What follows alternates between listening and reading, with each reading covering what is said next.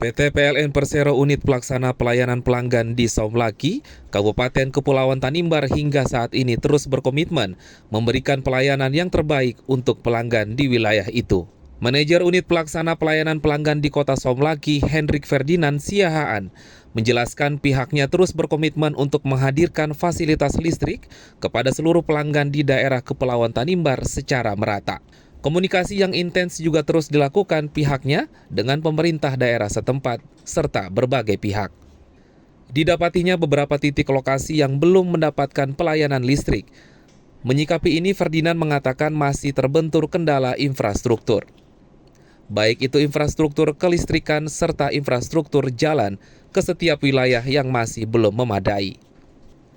Untuk itu pihaknya akan terus berkomitmen untuk memastikan seluruh masyarakat di Kabupaten Kepulauan Tanimbar mendapatkan pelayanan listrik hingga 100%. Dari Somlaki, Kabupaten Kepulauan Tanimbar, kontributor TVRI, Redemptor Reresi, melaporkan.